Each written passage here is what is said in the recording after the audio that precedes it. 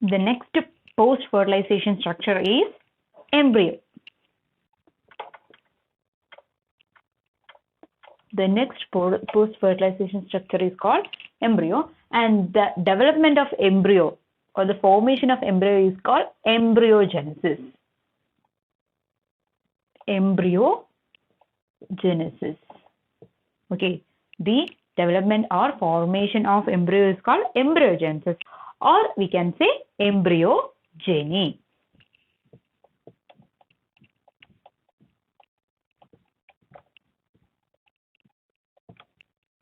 Embryogen.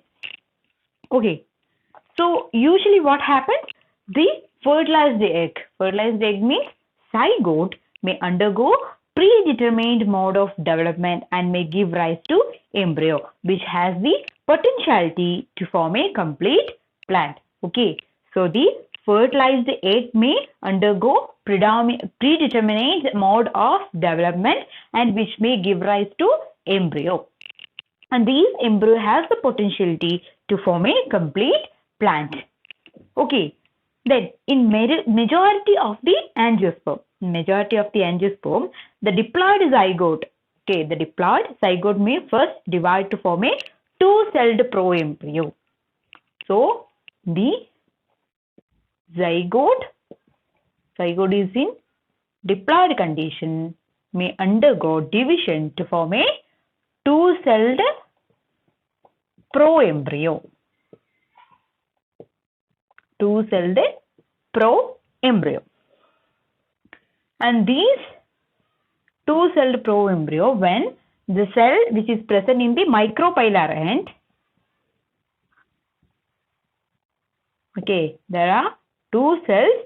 One cell is present in the micropylar end and the another cell which is present in the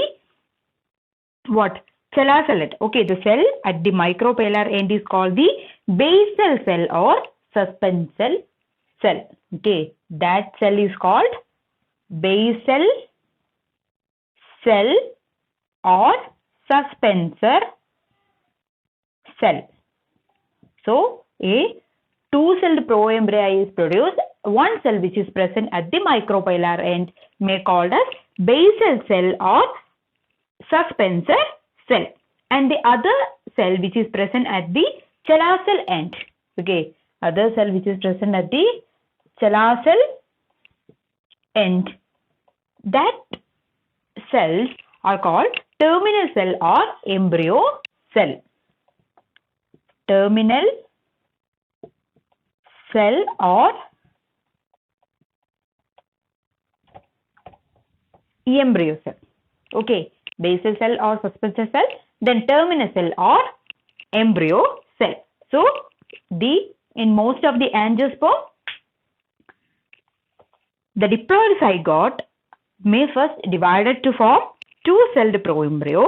The cell at the micropylar end is called basal cell or suspensor cell, and the cell on the Chelacell end is called terminal cell or embryonic cell.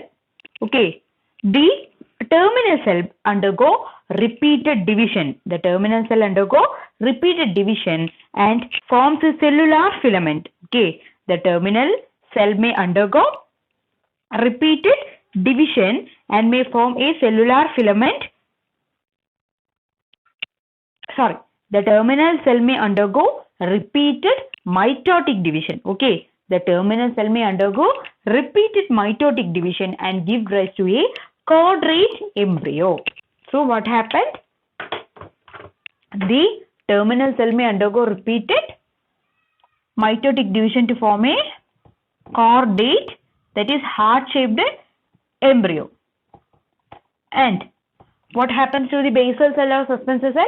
The basal cell or suspensor cell undergo division to form a cellular filament called suspensor. So,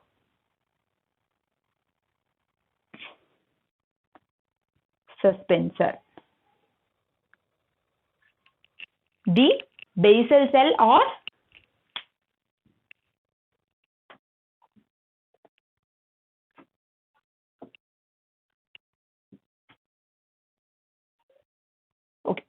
the basal cell or the suspensor cell may undergo division to form a cellular filament called suspensor, whereas the terminal cells may undergo mitotic division to form a heart-shaped or quadrate embryo. Okay, so these suspensor may push the embryo into the endosperm for the absorption of nutrients. The suspensor cell may push the embryo into the endosperm for the absorption of nutrients. Okay, so what are the basic things about embryo?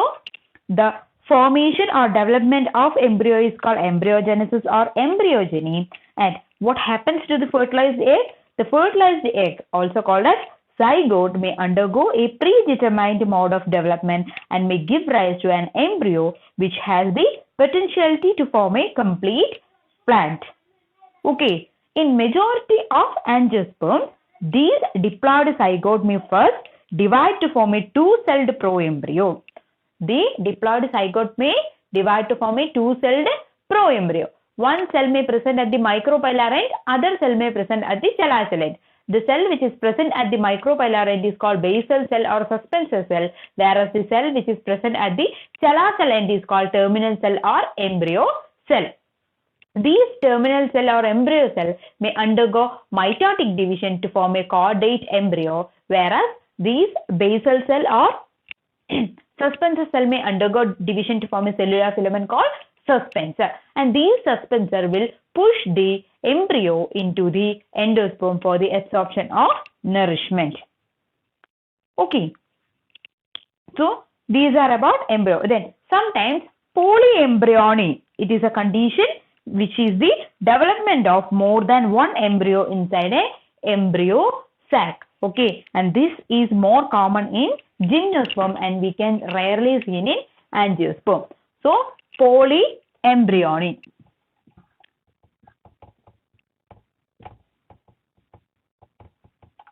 Polyembryony. Polyembryony is the condition in which formation of more than two embryo inside a single embryo sac, and it is common in gymnosperm. It is common in gymnosperm and we can rarely see in the angiospermic plants. So these are about the basic things regarding embryo. Okay.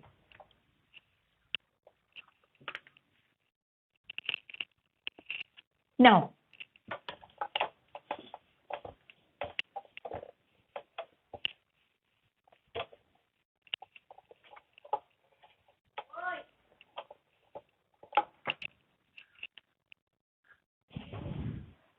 come to embryogenesis. Okay, so there is no fundamental difference between the early stages of development in dicot embryo and monocote embryo. So there is no fundamental difference between the early stages of development in dicot and monocote embryo. But later the stages of development may differ considerably, so that the mature embryo are markedly different in these two groups. Okay, so the initial embryogenesis development is same for both dicot embryo as well as monocote embryo, but in case of the later development it may changes. Okay, in later it may changes.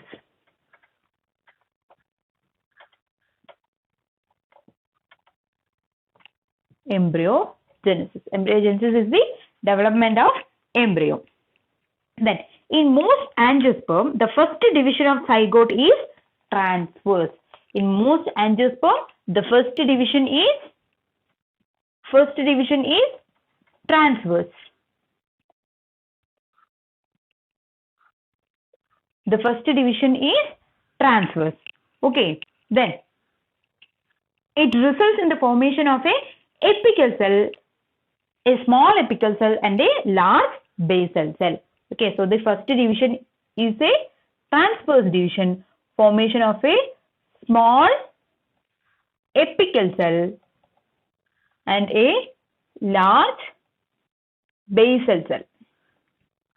Small apical cell and a large basal cell. We can denote apical cell as Ca and basal cell as Cb.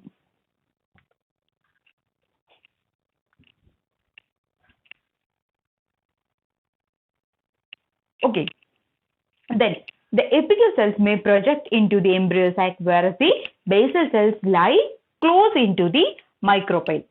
The apical cells may project into the embryo sac, whereas the basal cells lie close to the micropyle. In some members of Lorandaceae family, the first division of zygote is longitudinal. Normally in angiosperm, the first division is transverse, but in the Lorandaceae family,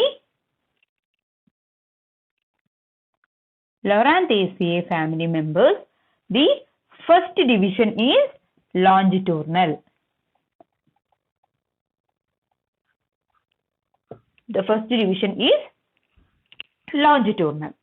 Okay, so the first division of zygote is longitudinal in case of Lorandaceae, and in some other taxa, the zygote may be divided by an oblique wall. Then, from this two-celled stage, okay, from this two-celled proembryo, it differentiated into several other structures. Okay, so this two-celled stage is called proembryo. The diversity in the embryogeny or embryogenesis of dicote and monocote is largely due to the further development of apical cell and basal cell. So, up to this stage of development, both the monocote and dicote is same. Okay, so up to this stage, that is the first division is transverse division, which forms the small apical cell and large basal cell, and this is called proembryo. So up to the proembryo stage, both monocote and dicote may show the same type of development. Then further, the difference in the monocote and dicote embryo is due to the further differentiation and development of this small apical cell and large basal cell.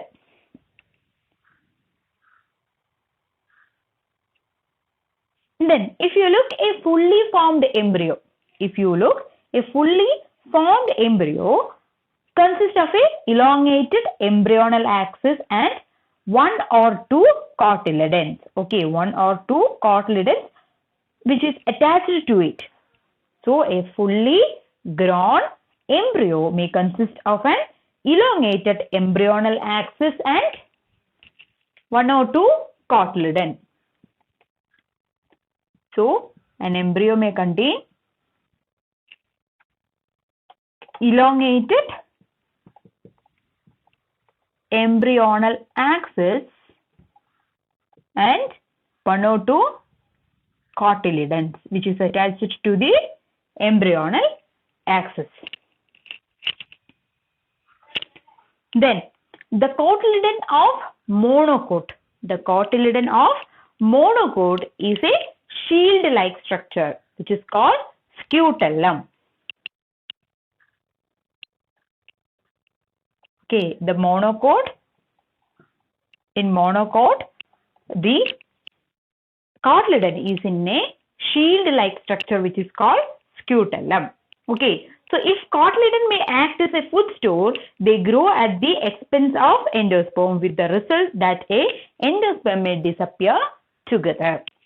Okay, so we in the previous class we discussed about the exalbuminous seeds and endospermic seeds and non-endospermic seeds. Okay, so such plants may consume the entire endosperm for the development of embryo, so that there is no endosperm in the developed seed, so it is called as non-endospermic seeds, whereas some other types may retain their what? Endosperm, so that the seed may contain some endosperm. It is called endospermic seeds. Then the point of attachment of the cotyledon to the embryonal axis is called cotyledonary node. Okay, so the point of attachment of cotyledon to the embryonal axis is called cotyledonary node. Cotyledonary node.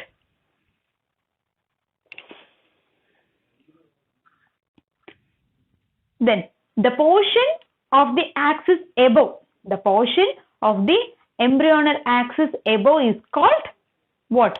Plumule or short primordium, and the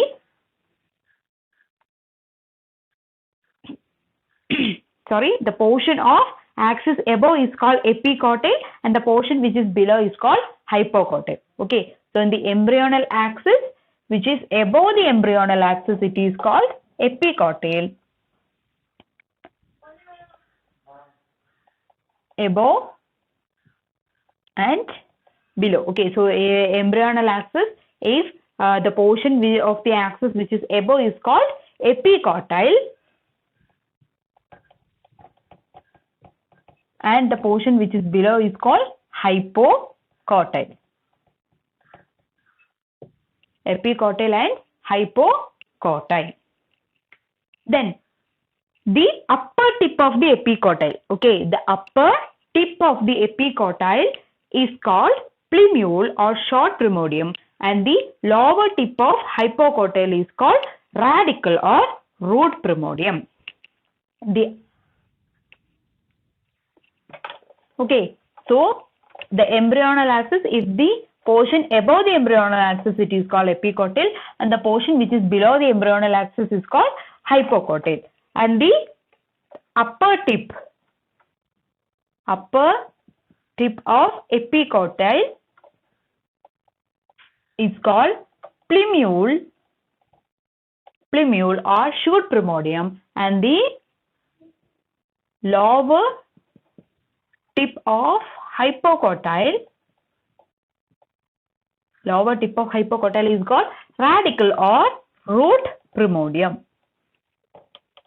Radicle or root primordium. Okay. Then normally the plumule may give rise to shoot system and the radicle may give rise to root system. The plumule may give rise to shoot system and the radicle may give rise to root system. And in some rare cases, that is in case of Utricularia and orchid, the mature embryo is spherical shape without the ruminants of plumule, radicle and cotyledon. Okay, so some families like Utricularia and orchid. Utricularia and orchid. Okay, these type of plant groups may contain what? The mature embryo is in the shape spherical without the ruminants of plumule, radicle and cotyledon. So there is no rudiments of the plumule, cotyledon and radicle. Okay, so the plant group like Utricularia and orchid, the mature embryo is spherical in shape without the rudiment of plumule, radicle and cotyledon. Then we discuss about the endospermous seeds and non-endospermous seeds. Then the developing embryo may remain embedded in the growing endosperm and both these remain within the nucellus. Okay, the developing embryo remain embedded in the growing endosperm and both these remain within the nucellus. If the embryo completely use up the endosperm and the nucellus, suppose the developing embryo uses the complete endosperm and nucellus, the seeds may produce without the endosperm. Such non-endospermous seeds are called exalbuminous seeds.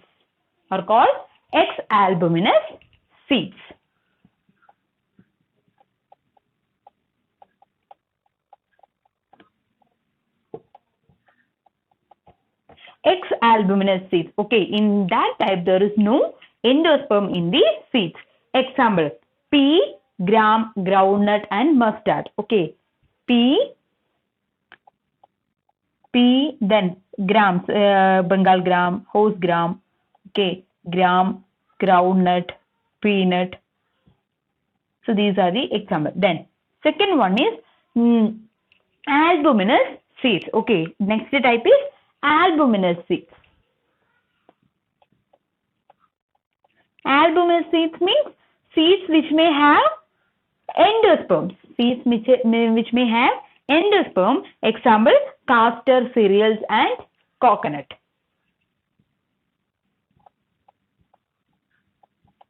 Castor, cereals, coconut. Okay. Then, in some cases, the amount of unused nucellus may remain. Okay, in some plants, the nucellus may not be completely used. Such type of group of seeds are called perisperm or endospermic seeds. Perisperm or endospermic seeds. Perispermic seeds or endospermic seeds. Okay, such type of seeds may contain the nucellus amount. Perispermic seeds or nucellus seeds. So these are the general thing regarding the embryos. Then the development of embryo are of different types. The development of embryo are of different types. Okay, so 5 type of embryogeny or embryogenesis have reported by Maheshwari in 1950.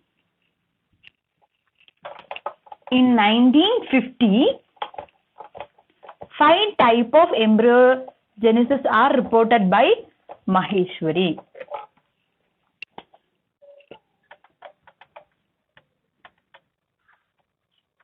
Maheshwari in 1950, 5 type of embryogenesis.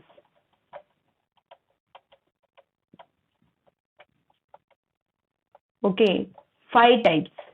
First one is crucifer type.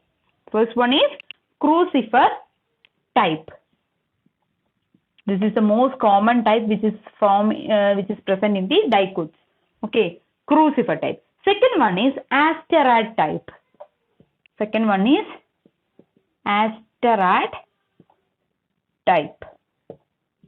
Then third one is solanad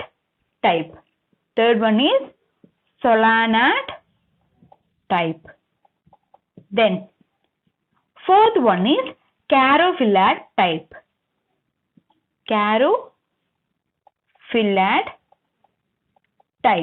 Then finally chenopodiad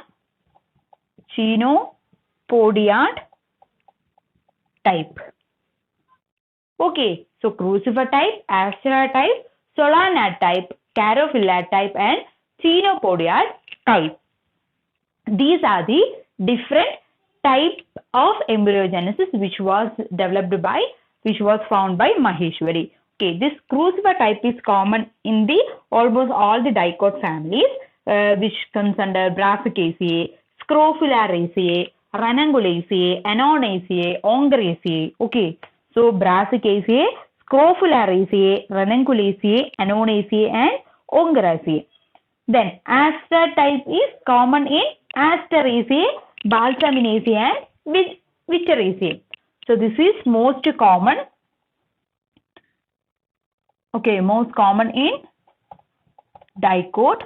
Then Asteraceae is mainly in Asteraceae and Balsaminaceae, Witteraceae. Then solanad is mainly in Solanaceae.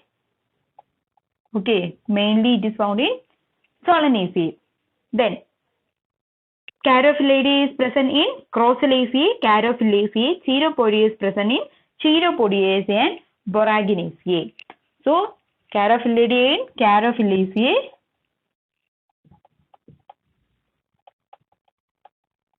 Okay, then Chenopodiaceae. So these are the major 5 type of embryonic development. Okay. Then structure of dicot embryo.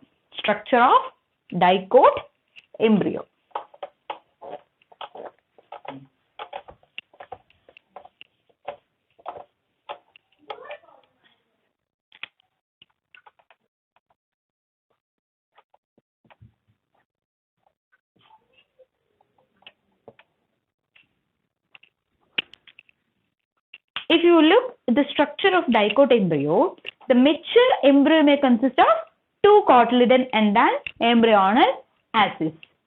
Okay, the structure of the dicot embryo may contain one embryonal axis, two cotyledon. That's why we are calling as dicot embryo. Two cotyledon. Okay, then the part of the embryonal axis above the level of cotyledon forms the plumule or epicotyl. So the part of the embryonal axis which is above, it forms epicotyl or plumule. Plumule may give rise to the what? Shoot system or the shoot. Then which is below the cotyledon, it is called radicle.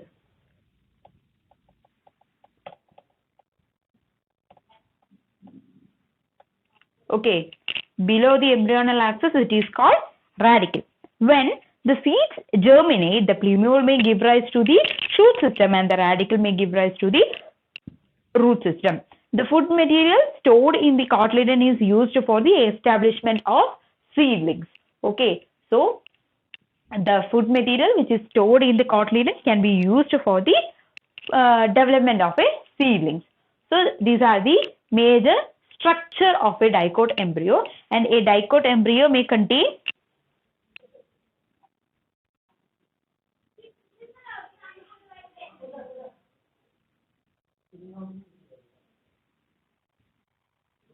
okay, so it may contain a vertical suspensor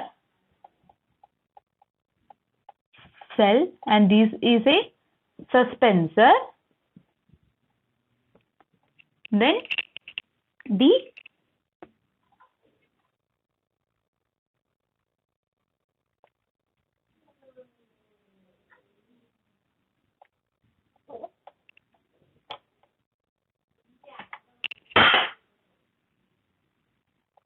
okay, so this is the plumule, this is two cotyledon,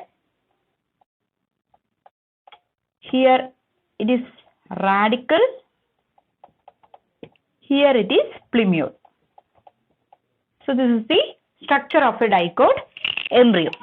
Okay, it has a vertical suspensor cell and it has a suspensor, then plumule, radicle and two cotyledon.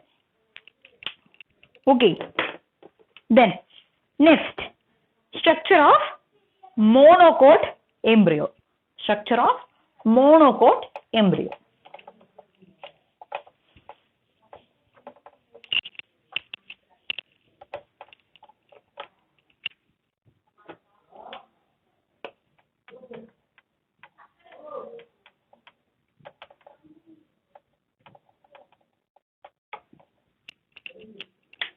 Structure of monocote embryo.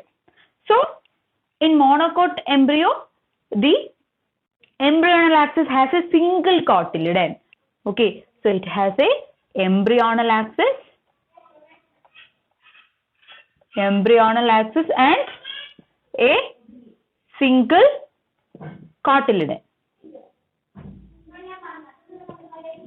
Okay, embryonal axis and a single cotyledon.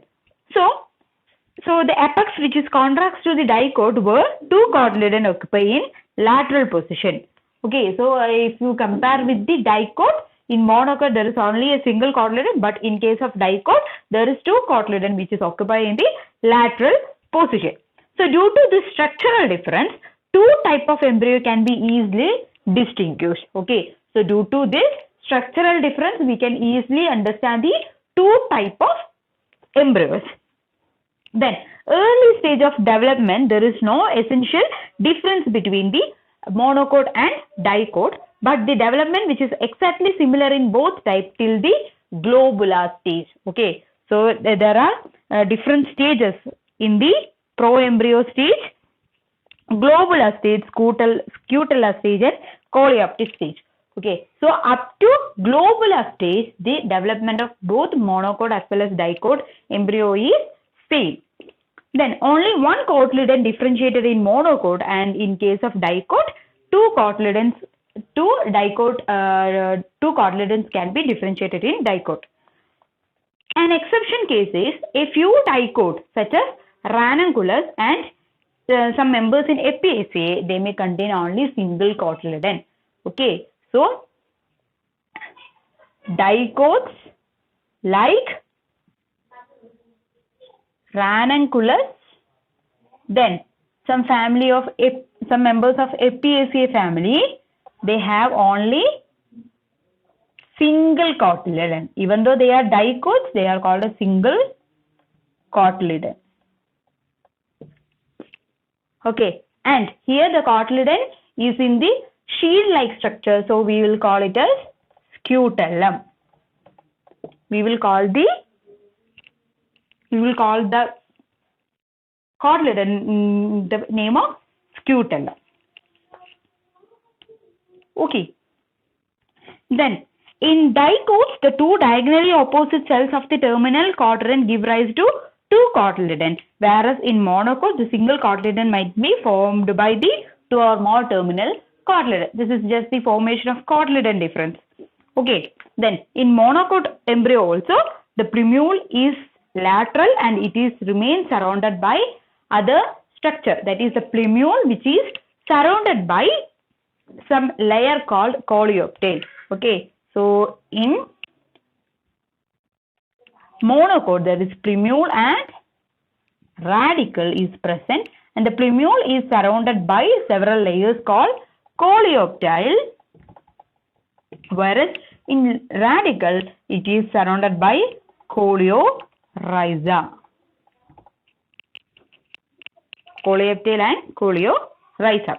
Okay, so in monocot embryo, the plumule is lateral and it remains surrounded by coleoptile, and the radicle remains rounded by the coleorhiza. In dicot embryo, the plumule is terminal and both the coleorhiza and coleoptile is absent in case of dicot embryo. Okay, so there is no presence of coleoptile and coleorhiza in dicot embryo, but in case of monocot embryo, we can see the coleoptile and coleorhiza. Okay, so if you see the structure,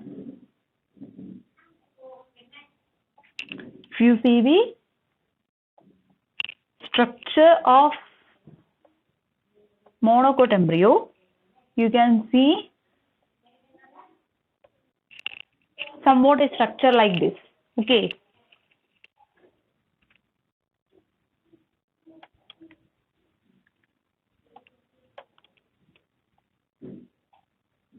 It is hard to draw, but if you look the picture, you can easily find out the structure of monocot embryo. Okay, so here there is the cotyledon we call as scutellum. You can see scutellum. Then you can see what the plumule, radicle, and the coverings around the plumule are called coleoptile. Then covering around radicle is called coleorhiza. So these are about embryo, that is monocot embryo and dicot embryo. So we discuss about what is embryo, the structure of a fully matured embryo, then some exceptions, then type of embryogenesis, then the initial stages of embryo development, and the structure of dicot embryo and monocot embryo. So next class we can discuss about what is seed and what are the type of germination, then what is apomixis and polyembryony. That thing we will discuss in our next class.